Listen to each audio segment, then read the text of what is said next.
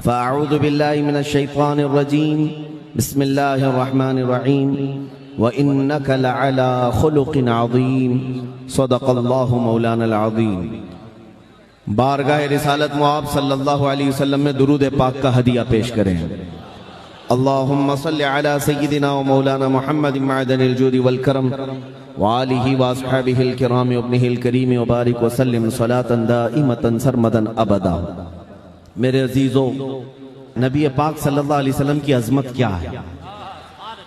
किसी के भौंकने से कुछ होगा नहीं, तू घटाए से किसी के न घटा है न घटे। या रसूल अल्लाह, जब बढ़ाए तुझे अल्लाह ताला तेरा। नारे तकबीर और नारे रिसालत। और एक बात यह है, जो कांटे खाने की आदत रखते हैं उन्हें फूल समझ में नहीं आते। जो कांटे खाने की आदत रखते हैं उन्हें फूल समझ में नहीं आते, और जो फजूल होते हैं उन्हें उसूल समझ में नहीं आते। और जिनके बाप दादाओं में खता होती है, ऐसे हरामियों को मेरे रसूल समझ में नहीं आता। उन लोगों का जिक्र करने की जरूरत ही नहीं है। कुरान ने सूरे कलम में फरमाया, उतुल्लिम बअद ज़ालिका ज़नीम। जो मेरे मुस्तफ़ा करीम सल्लल्लाहु अलैहि वसल्लम की तौहीन करते हैं वो जिना से पैदा हुए हैं। बेउसूलों को उसूल समझ में नहीं आता। तो बहरहाल मुस्तफ़ा करीम सल्लल्लाहु ताला अलैहि वसल्लम की अज़मत उन लोगों को खूब मालूम है जिनके दिल पाक व साफ हैं।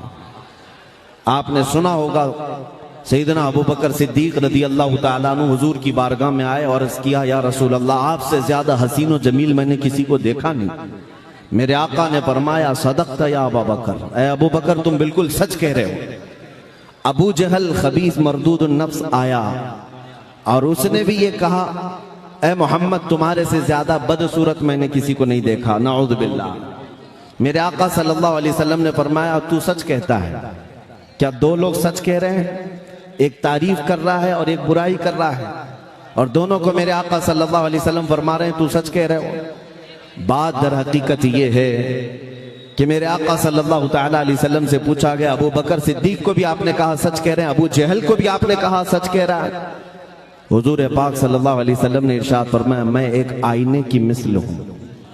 हर कोई अपनी हकीकत उसमें देखता है और अपनी तारीफ करता है।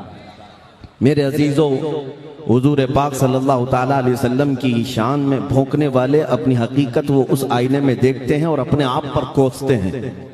और अल्लाह का करोड़ा शुक्र एहसान है कि हमें बरेली का इमाम इश्क व मोहब्बत मिला है, जिसने हमें अज़मत मुस्तफ़ा सिखाया है। और फिर हम ये बबांगे दुहल कहते भी हैं, डाल दी कल्ब में अज़मत मुस्तफ़ा, सय्यदी आला हजरत पे लाखों सलाम।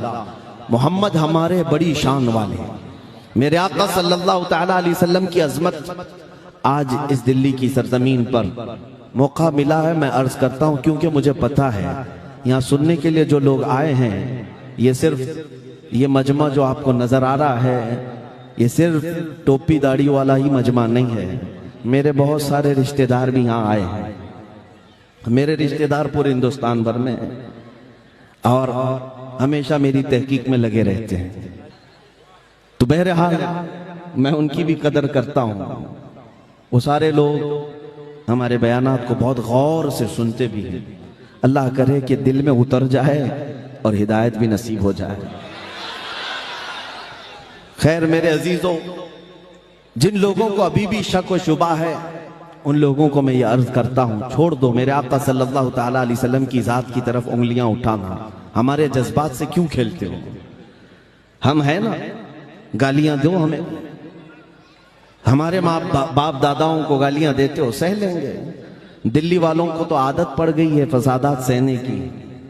घर जलाए जाते हैं, तोड़ फोड़ दिए जाते हैं, खामोश रहते हैं। लेकिन अज़मत इस्लाम और अज़मत रसूल पर उंगली उठाओगे तो फिर हम अपने लुटे हुए घर और अपने कटे हुए बच्चे नहीं देखते। नबी पाक सल्लल्लाहु ताला अलैहि वसल्लम के लिए हम अपने जिस्म के खून का आखिरी कतरा तक जमीन पर रवाने को तैयार हैं। इसलिए कि हमारा यकीन यह है कि जिंदगी में जो कुछ है वो मेरे मुस्तफ़ा की बरकत से है। अगर हम उनके नहीं हो सके तो फिर किसी के नहीं होंगे। एक बात याद रखो, इकबाल ने कहा है आबरूए माँ ज़नाम मुस्तफ़ास्त। Time to spend all my money because my favorite Korean skincare brand is now just 10 minutes. मुस्तफ़ास्त, हम सब की इज्जत व आबरू मुस्तफ़ा के नाम से वाबस्ता है। हरचे दरी दुनिया बादे मुस्तफ़ास्त, जो कुछ भी इस दुनिया में हमें मिला है वो मुस्तफ़ा के बाद ही उसका मकाम है। हमारी माँ हो, हमारे बाप हो, हमारे भाई हो, हमारी बहनें, हमारे उस्ताद, हमारे पीर, हमारा बादशाह, सारे लोगों का मकाम मेरे मुस्तफ़ा के बाद है। हमारे लिए कुरान कहता है अन नबी औला बिल मुमिनीन मिन अनफुसिहिम, नबी मोमिनों से उनकी जान से ज्यादा करीब है। इसलिए हमारे एहसासात हुजूर के नाम पर कुछ और होते हैं। इसलिए मैं उन लोगों से कहता हूं बार बार नबी पाक सल्लल्लाहु तआला अलैहि वसल्लम की जात से खेलना छोड़ दो। आओ सुनो, मैं मेरे आका सल्लल्लाहु तआला अलैहि वसल्लम के अखलाक करीमाना बताता हूं आपको, और पढ़ने वाले पढ़ लिए। मैं जॉर्ज बर्नार्ड शॉ की बात अगर कहूं आपके सामने, एक बहुत ही बड़ा राइटर है, मुसलमान की बात नहीं कर रहा हूं, गैर मुस्लिम, एक अंग्रेज जॉर्ज बर्नार्ड शॉ, वो लिखता है अपनी किताब में कि मैंने पूरी कायनात में ऐसा रेवोल्यूशन, ऐसा इनकलाब देखा ही नहीं जैसा मोहम्मद रसूलुल्लाह ने इनकलाब पैदा किया। इसलिए कि दुनिया में बहुत सारे इनकलाब आए, लेनिन का इनकलाब, मार्क्सिज्म का इनकलाब, कम्युनिज्म का इनकलाब, जमहूरियत का, डेमोक्रेसी का इनकलाब, दुनिया में बहुत सारे इनकलाब आए। लेकिन उनके इनकलाब के जो बानी थे, फाउंडर थे, उनकी जिंदगियों में वो इनकलाब का असर रहा या ज्यादा से ज्यादा 100 साल तक रहा। लेकिन एक इनकलाब जो मक्का की गलियों से उठा था, मदीने पहुंचा और पूरी कायनात में फैला। जॉर्ज बर्नार्ड शॉ कहता है 1400 साल हो गए उस इनकलाब को दुनिया में आए हुए, उस रसूल का असर अब तक कम नहीं हुआ, बल्कि रोज बढ़ता ही जाता है, रोज बढ़ता ही जाता है। ये मैं नहीं कहता, गैर मुस्लिम जॉर्ज बर्नार्ड शॉ की लिखी हुई बात मैं कह रहा हूं आपके सामने। वो इसलिए कि अकल साफ होगी, मुताला किया होगा, समझ में आ जाएगा मेरे नबी की जात क्या है। और इसी तरह हमारे इस मुल्क के भी कई ऐसे नॉन मुस्लिम लोग हैं जो मुफक्किरीन हैं और बहुत सारी किताबों के मुसन्निफ भी हैं। उन्होंने भी मेरे आका सल्लल्लाहु तआला अलैहि वसल्लम के मुतालिक क्या कहा है। मैं अपने नौजवान बच्चों से कहूंगा, मोहनदास करमचंद गांधी ने क्या लिखा, डॉक्टर BR अम्बेडकर ने क्या लिखा है, और भी बहुत सारे लोग हैं, रविंद्रनाथ टैगोर, और भी कई ऐसी शख्सियात का मैं तुम्हारे सामने जिक्र कर सकता हूं जिन्होंने मेरे आका सल्लल्लाहु अलैहि वसल्लम की अजमत का एतराफ किया है। हुजूर अकरम सल्लल्लाहु तआला अलैहि वसल्लम की शान को उन्होंने लोगों के सामने बयान किया। हत्ता के सिखों के सबसे बड़े गुरु नानक ने तो बाज़ाब्ता मेरे आका सल्लल्लाहु अलैहि वसल्लम की शान में कई नातें लिखी हैं, और उन्होंने ये कहा है मोहम्मद ना है भक्ति ना हिज। मोहम्मद सल्लल्लाहु तआला अलैहि वसल्लम को छोड़ दिया जाए तो कोई इबादत ही नहीं है।